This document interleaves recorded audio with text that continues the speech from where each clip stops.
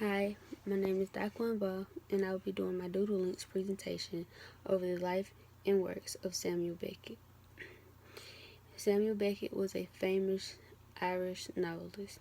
In my presentation, I will discuss some of Beckett's biggest influences, and I will give brief descriptions of each of the notable works mentioned. These notable works are not limited to novels just because he was a novelist. They also include playwrights and essays. Samuel Beckett was an Ireland native. He was born on Friday of April 13, 1906. This was what many refer to as Good Friday or Friday the 13th. Samuel Beckett was born in Dublin, Ireland. He was born to a small family of three, which included his parents. William and May Beckett were the parents of Samuel Beckett. William Beckett was an engineer. Samuel Beckett was the youngest of two children. He had an older brother whose name was Frank Beckett. Frank Beckett was 4 years older than Samuel. Beckett became interested in music at a very young age. In 1911, when Beckett was about 5 years old, he began to study music in school. While growing up, Beckett played music throughout his high school years and even on into his college years. Samuel Beckett went on to attend Trinity College, where he pursued his degree in French and Italian style writing.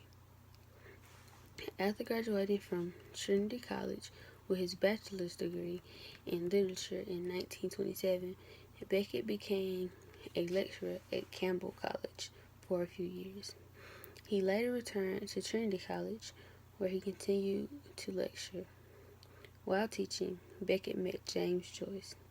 James Joyce was an older Irish novelist who would become one of Beckett's biggest influences.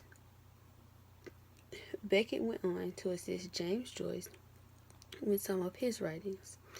In 1935, Beckett received an invitation from his analyst to attend Carl Jones' third lecture in London's Tavistock Clinic. Jones' speech was about a patient who was a young girl. In Jones' speech, he talks about how he came to realize that the patient had never really been born.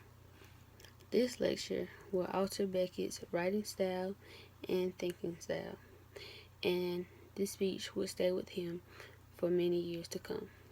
Beckett went on to write a radio play with a similar plot to Jones' patient speech about the young girl. In 1937, Beckett was residing in Paris, where he worked for the French Renaissance during World War II.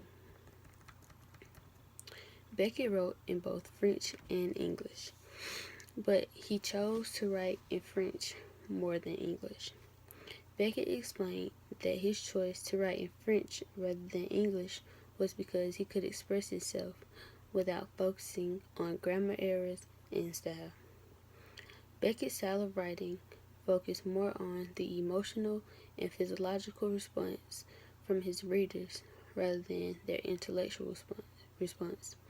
This meant that anyone could understand his writings no matter their educational background.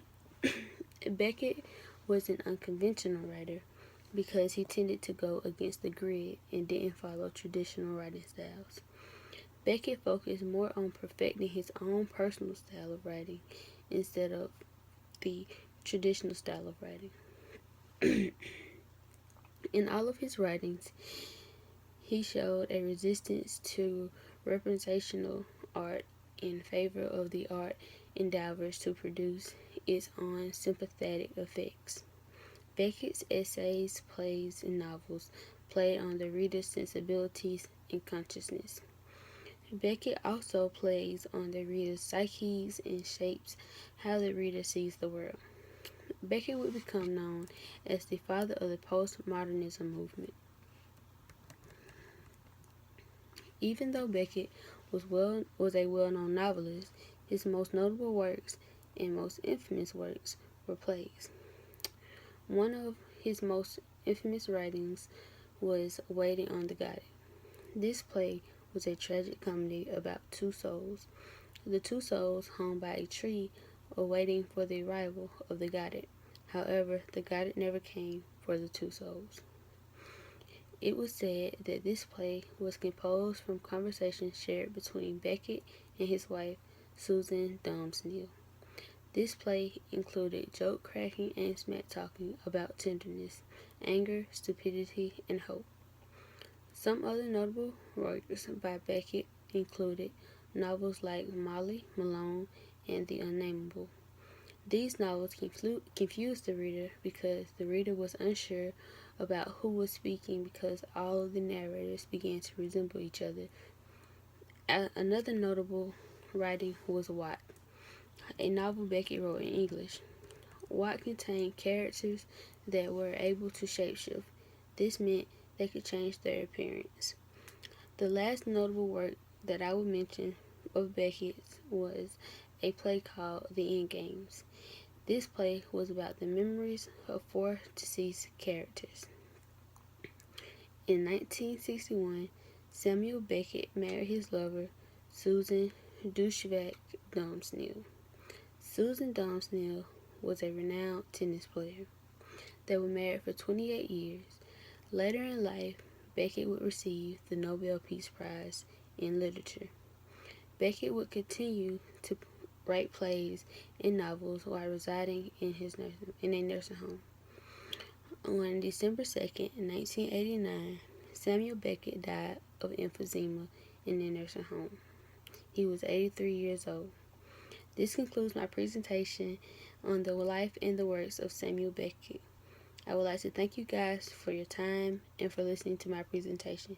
If you have any questions, I would be glad to answer them. Thank you guys. Bye.